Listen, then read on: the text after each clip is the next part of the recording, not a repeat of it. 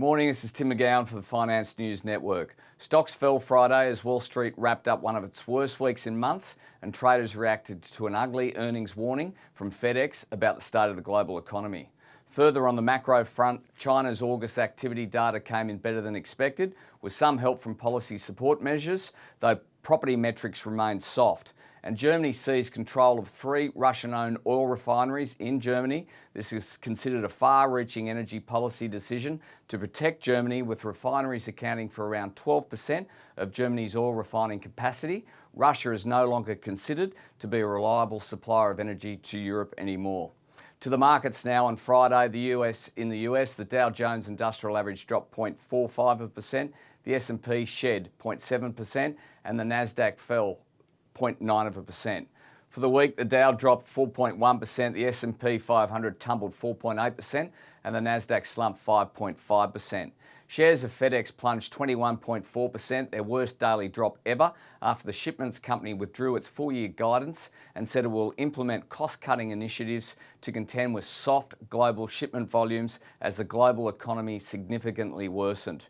Transport stocks are typically seen as a leading indicator for the stock market as well as the economy, and FedEx pointed to a weakness in Asia as one of the main reasons for its negative outlook. Shares of shipping rivals UPS dropped 4.5% and XPO Logistics 4.7% respectively, and Amazon stock fell 2%. General Electric also helped undermine confidence after its CFO said the company is still bogged down by supply chain problems that were raising costs. GE shares fell 3.7% by Friday's close. The fall in FedEx shares was felt across the sectors as the company's CEO announced he expects that the global economy is headed for a recession. Worst performing industries included freight and logistics, road, rail, airlines and oil drillers, while semis, pharma, home builders, retailers and precious metals held up better. Further, FedEx said it is seeing a decline in the volume of freight it is handling in every region around the world, while he said the US consumers are somewhat protected by the strength of the US dollar, which is increasing their purchasing power. He said FedEx is expecting a slowdown in America's spending as well. On the currency front, sterling weakness was the big story in the FX today.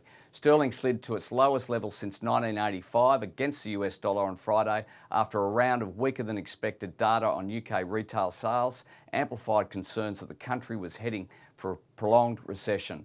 The currency's 22% decline in 2022 reflects a broad and powerful rally this year in the US dollar. The Bank of England will also convene this week to announce a decision on rates. The central bank's policymakers last met in August when they raised England's benchmark rate by 0.5%. They could become more aggressive this time, as the bank has said that it expects annual inflation rate to surpass 13% next month. One Australian dollar has strengthened over the weekend compared to the US dollar, buying 67.24 US cents. On the commodity fronts, iron ore futures are pointing to a 0.9% gain.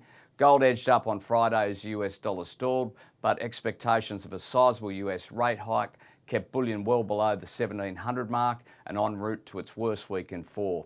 Silver was up 0.6%, copper gained 0.8%, and the oil price finished flat. On the ASX futures today, the SPI futures are pointing to a flat start. This is Tim McGowan for the Finance News Network. Have a good day.